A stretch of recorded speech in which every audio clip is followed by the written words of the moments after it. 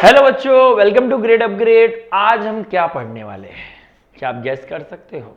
ठीक है, गेस तो कर ही सकते हो बिकॉज आप YouTube का थंबनेल देखकर, नाम देखकर ही तो वीडियो पे क्लिक किए हो ना, तो इसमें गेस करने जैसा है ही क्या। ओके, बट थोड़ा सोचा ऐसा सस्पेंस क्रिएट करते हैं। ठीक है, थोड़ा सस्पेंस क्रिएट जैसा रहा नहीं है। एक बार ऐसा सोच रहा हूँ, ऐसा कोशिश करूँगा कि वीडियो डाल दूंगा, वीडियो में टॉपिक ही नहीं डालूंगा, तब वीडियो चालू करने के बाद ये क्वेश्चन पूछूंगा। बट आज तो आपको पता ही है कि मैं क्या सिखाने वाला हूं। तो आज मैं सिखाने वाला हूं आपको determinant of demand. Determinant of demand means factor of demand. मतलब ऐसे कौन से तत्व हैं, ऐसे कौन से एलिमेंट है जो क्या कर रहे हैं, डिमांड में चेंजेस लाते हैं। जैसे कि हम लोगों ने मार्केट डिमांड पढ़ा, इंडिविजुअल डिमांड पढ़ा, बट हम लोगों ने दोनों में ही किसके पर्सपेक्टिव से डिमांड को पढ़ा? प्राइस के पर्सपेक्टिव से। और हम लोग जब अगला आंसर पढ़ेंगे लॉ ऑफ डिमांड, वो भी हम किसके पर्सपेक्टिव से पढ़ेंगे? हम प्राइस के पर्सपेक्टिव से ही पढ़ेंगे। बट प्राइस के अलावा और भी तो चीजें हैं जो डिमांड पे इंपैक्ट करती हैं। और भी चीजों में चेंज होने से क्या होता है? डिमांड में चेंजेस आता है। जैसे कि इनकम हो गया, टेस्ट हो गया, हैबिट हो गया, price of substitute goods, price of complement goods. ठीक है, तो उन सब चीजों से क्या होता है?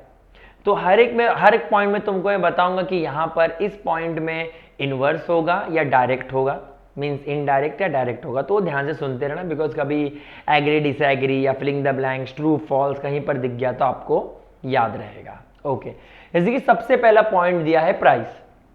देखो, मोस्टली मैं आपके टेक्स्ट बुक से हेड पॉइंट लिख लेता हूं और अंदर का कंटेंट रीड करके नहीं समझाता, बिकॉज मैं जो समझा रहा हूं वही चीजें अंदर लिखी हुई है, बिकॉज मैं वही तो पढ़ा हूं ना। बट हाँ, बट उसको अपने तरीके से थोड़ा अलग समझाने की कोशिश करता हूँ जितना हो पाता है। बाकी तो आप खुद वो रीड करके भी थोड़ी चीज़ें समझ जाओगे।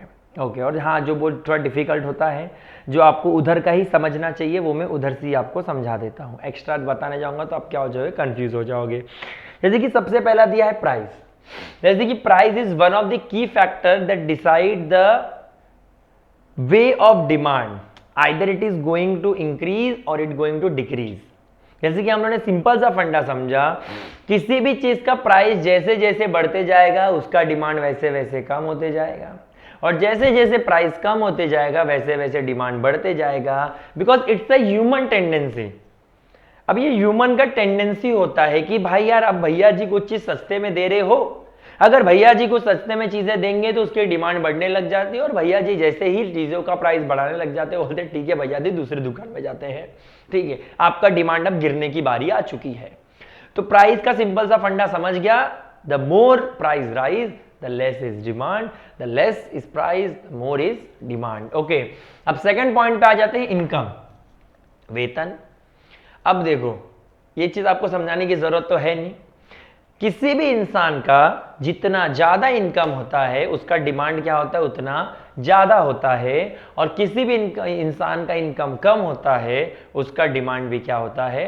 कम होता है। As a normal rational consumer.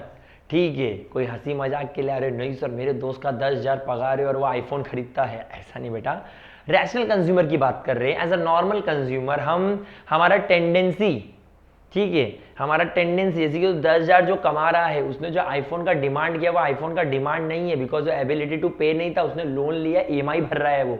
Okay, means उसके पास एबिलिटी टू पे नहीं था, बिकॉज मैंने क्या बोला, डिमांड में 3 फैक्टर तो चाहिए ना। ओके, तो वो तो हुला हुल की चीजें हैं, उसको हम इग्नोर करेंगे। बट मैंने क्या बोला, इनकम का सिंपल सा फंडा क्या होता है कि जिसका ज्यादा इनकम उसका ज्यादा डिमांड, मतलब वो व्यक्ति ज्यादा डिमांड करेगा, और जो व्यक्ति का इनकम क्या होगा? कम होगा, वो डिमांड भी क्या करेगा? कम। So there is a inverse relation in price, but there is a direct relation in income. Okay, अब देखिए, इसलिए इनकम का जो कर्व होगा वो क्या बनेगा? From upward, from right, left to right upward direction में वो बनेगा। अब price of substitute goods, price of substitute goods में क्या होगा? समझो पेप्सी है, कोका कोला है, पेप्सी का प्राइस बढ़ेगा, कोका कोला का डिमांड बढ़ेगा। पेप्सी का प्राइस गिरेगा, कोका कोला का डिमांड गिरेगा। क्यों? कॉमन सेंस की बात है ना। दुकान पे जाऊंगा, मैं बोलूंगा अरे दादा, दादा मला पेप्सी पाहिजे, दादा बोलेगा ओके। मैं बोलूंगा दादा पेप्सी कितने का? दादा बोलेगा 45 रुपीज का। मैं बोलूंगा दादा कल तो पेप्सी 40 रुपए का था। तो दादा बोलेगा यस, आज कोका कोला 40 रुपए का है। बस कोका कोला ने अपना प्राइस चेंज किया क्या? नहीं, बट पेप्सी ने अपना प्राइस चेंज किया। कितना किया? 40 से 45 किया। अब मैं क्या बोलूंगा, ठीक है दादा, मैं तो 40 रुपए लेकर आया हूं, तो एक काम करता हूं, मैं क्या खरीद लेता हूं? कोका कोला खरीद लेता हूं। तो मैंने यहां पे क्या किया? पेप्सी का प्राइस बढ़ने से मैंने किसका डिमांड बढ़ाया? कोका कोला का डिमांड बढ़ाया। समझ रहा है क्या? तो इसके लिए बोला है कि इधर पे भी क्या होता है, डायरेक्ट रिलेशन होता है, but direct relation between substitute goods. एक गुड्स का तो डिमांड गिरेगा ही, बट सब्स्टिट्यूट गुड्स के बीच में क्या होता है, डायरेक्ट रिलेशन होता है कि इसका प्राइस बढ़ेगा तो इसका डिमांड बढ़ेगा। ओके, अब देखिए price of complementary goods. Price of complementary goods में क्या होगा, जैसे कि कार है, फ्यूल है, जैसे ही कार का प्राइस बढ़ेगा फ्यूल का डिमांड गिरेगा, बिकॉज मैं कार ही नहीं खरीदूंगा ना। फंडा समझ रहा है क्या? अगर कार का प्राइस बढ़ेगा तो मैं कार ही नहीं खरीदूंगा, तो फ्यूल का डिमांड अपने आप गिरेगा ना। समझ रहा है क्या? जैसे कि अभी इसमें कोई भी एग्जांपल ले सकते हो, कोई अगर बेसिक एग्जांपल भी ले सकते हो कि अगर एक पर्टिकुलर चीज का क्या होगा, प्राइस बढ़ेगा तो उसका जो साथ वाला चीज है उसका डिमांड क्या हो जाएगा, कम हो जाएगा। ठीक है, अब जैसे कि समझ लीजिए टी पाउडर है, ठीक है, अब समझिए मिल्क का प्राइस बढ़ रहा है, मिल्क का प्राइस बढ़ रहा है तो अपने आप टी पाउडर का डिमांड कम होगा। ओके, बिकॉज चाय बनाने के लिए तो मैं टी पाउडर लूंगा ना।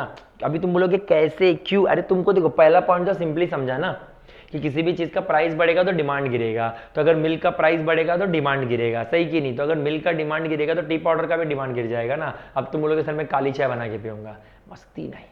ओके, समझ रहे हैं, मस्ती नहीं। ओके, सो इसके लिए तो कॉम्प्लीमेंट्री सब कॉम्प्लीमेंट्री गुड्स का मतलब क्या होता है, प्राइस ऑफ कॉम्प्लीमेंट्री गुड्स, मतलब अगर कॉम्प्लीमेंट्री गुड्स में एक गुड्स का प्राइस बढ़ेगा दूसरा क्या होगा, डिमांड गिरेगा, which is indirect relation.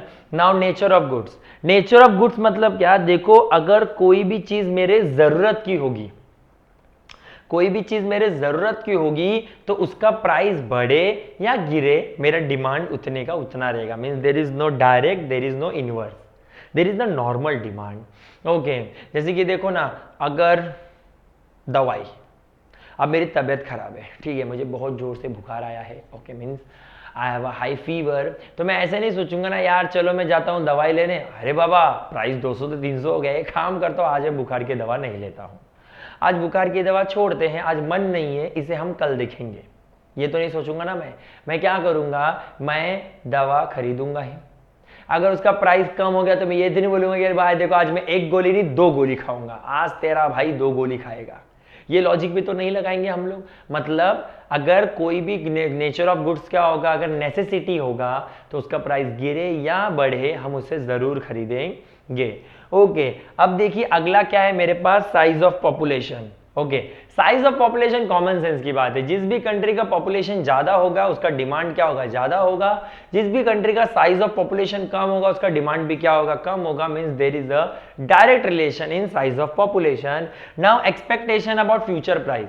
Expectation of future price मतलब जैसे कि देखो कभी कभी होता है ना कि मार्केट में समझो किसी प्रोडक्ट का प्राइस गिर रहा है, हम क्या सोचते हैं, रुक जाओ आगे और गिरेगा, रुक जाओ आगे और गिरेगा। बट हमारा फंडा क्या है, सिंपल सा रूल क्या है, किसी भी चीज का जब प्राइस गिरेगा तो उसका डिमांड बढ़ना चाहिए ना। बट हम लोग का फोरकास्ट करने की वजह से प्रॉब्लम क्या होता है, जब किसी भी चीज का प्राइस गिरता है फिर भी हम लोग क्या करते हैं, उसे खरीदते नहीं, हम होल्ड पे रहते, रुक जाते भाई आगे और गिरेगा। मींस यहां पे क्या हो जा रहा है, डायरेक्ट रिलेशन हो रहा है ना कि प्राइस गिर रहा है तो डिमांड भी गिर रहा है, बिकॉज लोग क्या वेट कर रहे हैं, और गिरेगा तब मैं ज्यादा खरीदूंगा। तो इसके लिए ये हो जाता है expectation about future price. Advertisement, देखो अगर किसी भी चीज का एडवर्टाइजमेंट और सेल्स प्रमोशन सही तरीके से ज्यादा होगा तो वो चीज का जो अपना क्या बोलते हैं इसको, डिमांड भी क्या होगा, ज्यादा होगा। समझ रहा है क्या? क्योंकि देखो कॉमन सेंस, देखो मार्केट में हम बहुत से ब्रांड्स देख सकते हैं जिसका एडवर्टाइजमेंट क्या होता है, बहुत प्रॉपर और सिस्टमैटिक वे में होता है और बहुत ज्यादा होता है, तो उसका क्या होता है, उतना ही ज्यादा क्या होता है, बिक्री होता है। ओके, तो मतलब क्या है, डायरेक्ट रिलेशन है। Taste, habit and fashion. देखो अगर कोई भी चीज मेरे पसंद की है, कोई भी चीज का अगर मुझे हॉबी है तो उसका अपने आप क्या होगा, डिमांड ज्यादा होगा। मीन्स अगर मुझे कोई चीज ज्यादा पसंद है उसका डिमांड भी ज्यादा, अगर कोई चीज मेरी हॉबी है ज्यादा तो वो चीज का डिमांड भी ज्यादा, अगर कोई चीज मार्केट में फैशन में चल रहा है तो उसका डिमांड भी ज्यादा होगा, फैशन से हट गया तो उसका डिमांड भी हट जाएगा। समझ रहा है क्या? तो इसका मतलब there is a direct relation between this factor and with quantity demand. Now next one is level of taxation. देखो अगर गवर्नमेंट के लेवल ऑफ टैक्सेशन पे भी डिमांड डिपेंड करता है, जैसे अगर समझो फंबल हो जाता है, मतलब समझ लो कि गवर्नमेंट ने क्या कर लिया, टैक्सेशन पॉलिसी में क्या कर दिया, प्रोडक्ट के प्राइस को बढ़ा दिया। मतलब टैक्सेस ज़्यादा लगा दिए। टैक्सेस ज़्यादा लगाने से क्या हो जाएगा, प्रोडक्ट के प्राइस बढ़ जाएंगे, और जब प्रोडक्ट के प्राइस बढ़ जाएंगे तो अपने आप क्या हो जाएगा, उसका डिमांड कम हो जाएगा। Means there is a indirect relation. और अदर फैक्टर में अपने को यहाँ पर क्या दिया है, that is climatic condition, change in technology, government policy and custom and tradition. ठीक है, अभी देखो ना, कोई भी चीज़ अगर किसी के कस्टम और ट्रेडिशन में रहेगा तो अपने आप क्या होता है, वो चीज़ का डिमांड बढ़ता है, और कोई चीज़ अगर किसी के कस्टम एंड ट्रेडिशन में नहीं है तो उस चीज़ का डिमांड कम होता है। ठीक है, अब चेंज इन टेक्नोलॉजी मतलब क्या, देखो जितनी अच्छी टेक्नोलॉजी होती जाएगी उस चीज़ का डिमांड उतना ज़्यादा बढ़ते जाएगा। बिकॉज जैसे ही चेंज इन टेक्नोलॉजी होगी, अच्छी टेक्नोलॉजी आएगी तो कॉस्ट भी क्या होगा, कम होगा, और कॉस्ट जब कम होगा तो अपने आप क्या होगा, प्राइस भी कम होगा, और जब प्राइस कम होगा तो डिमांड अपने आप क्या हो जाएगा, बढ़ जाएगा। ठीक है, मीन सिंपल भाषा में हमारी अदर फैक्टर भी क्या करते हैं, डिटरमिनेंट ऑफ डिमांड का काम करते हैं। तो ये थे हमारे 11 पॉइंट जो मैंने आपको समझा दिया, हर एक चीज कि कहाँ पे डायरेक्ट है, कहाँ पे इनडायरेक्ट रिलेशन है, और इस चीज को आपको अच्छे से समझना है, बिकॉज ये भी one of the important answer है जो पेपर में देखा जाता है।